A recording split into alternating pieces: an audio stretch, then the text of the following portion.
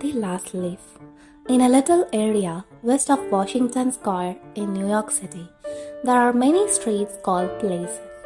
Artists soon discovered these places and began living there. They lived the cheap rents and the old attics. This area became a colony of artists and it was called Greenwich Village. Sue and Johnsy had their studio at the top of a brick building. Johnsy was Jonna's nickname and she was from California. Sue was from Marine. They met at an eating place and became best friends. In May, they opened an artist studio together. In November, a cold, invisible stranger came to Colony. Doctors called him pneumonia. He touched a good number of artists with his cold fingers, including Johnsy. Poor Johnsy, she was thin little woman and she lay quietly in her bed. She looked outside the window at the brick wall of the house in front of her. One morning, a busy doctor examined Johnsy and measured her temperature. Then he went into the hall and talked to Sue. She has about 1 chance in 10, he said as he looked at the thermometer. She must want to live. Your friend doesn't want to get well. Does she think about anything special? Does she have a sweetheart? No, she doesn't have a sweetheart, but she wants to paint the Bay of Naples one day.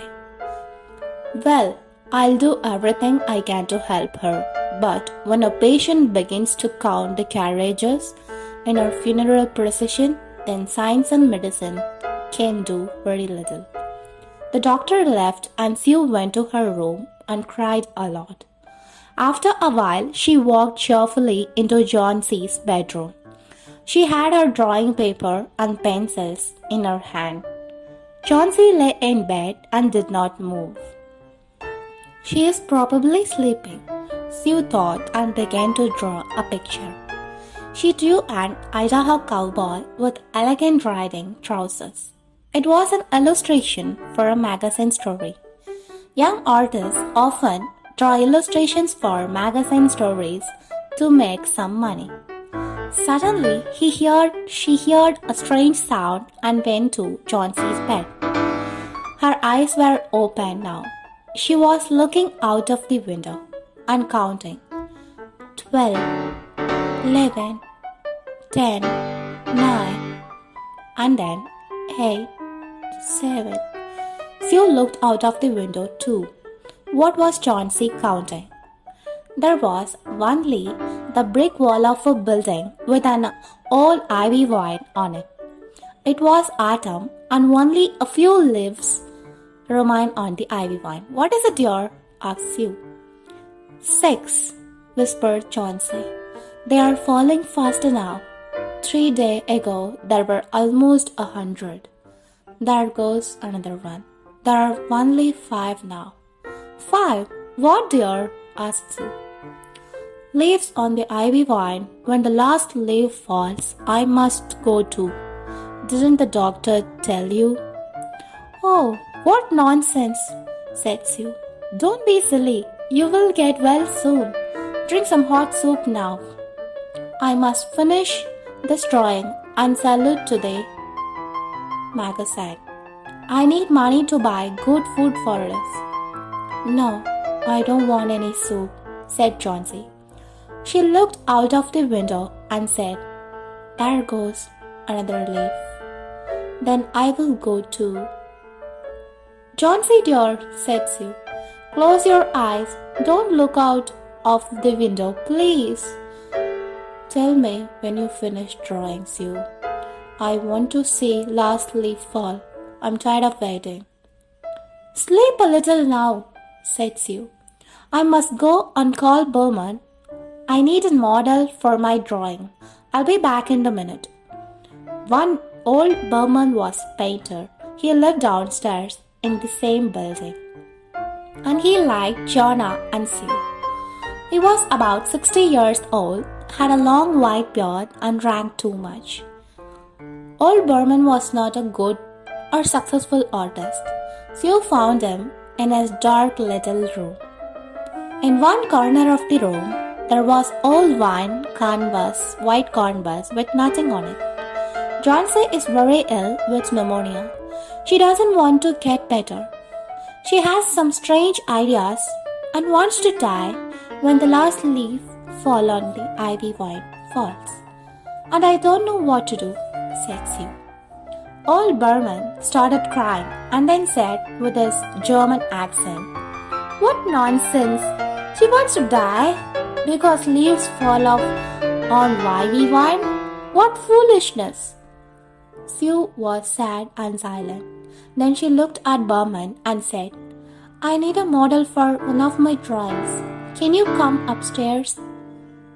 "Well, all right. I'll be your model this time. But one day I'll paint my masterpiece," said Berman. They went upstairs and Johnsy was sleeping. Sue and Berman went into the other room. They looked at the ivy vine fearfully. Then they looked at each other silently. Outside it was raining and it was very cold. Berman sat down and Sue began drawing. When Johnsy woke up the next morning, she said, "Please pull the curtain, Sue." Sue pulled the curtain. After the wind and rain of the night, there was still one ivy leaf on the brick wall. It was the last on the vine. The last was green and the leaf was green and yellow. "It is the last one," said Johnsy. "It did not fall during the night. It will fall today, and I will die at the same time." "Oh dear, dear," said Sue. "Think of me. What will I do?" But Johnsy did not answer. Her thoughts were far away. The day passed and the last leaf was still on the ivy vine. Then it started raining again, and it was very windy. The next morning, Johnsy looked for the last ivy leaf. It was still on the vine. She looked at it for a long time. Then she called Sue. "I was a bad girl, Sue," said Johnsy. "The last leaf showed me that I was bad. I wanted to die, and that was wrong. Please bring me some soup now, and some milk too." "No, first bring me a small mirror." An hour later, she said, "Sue, one day I'll paint the Bay of Naples." The doctor came in the afternoon, and Sue spoke to him in the hall. "Now she has 5 chances in 10. She must eat well and rest, and she will get better. And now I must see another patient downstairs. I think his name is Berman, and he's an artist. He has pneumonia too. He is an old, weak man, and there is no hope for him. He must go to the hospital today. He will be more comfortable there." The next day, the doctor came again. "Johnsy is out of danger. Good food and good care, that's all," he said to Sue. And that afternoon, Sue sat on Johnsy's bed and said, "I must tell you something, Johnsy. Mr. Berman died of pneumonia today in the hospital. He was very ill. His shoes and clothes were wet and very cold. The janitor found a lantern, a ladder, and some paints, brushes, and some green-yellow paints. Look out of the window, dear, at the last ivy vine on the vine. It's never moved when it was windy. Ah, Johnsy, it's Berman's masterpiece. He painted it on the wall the night the last leaf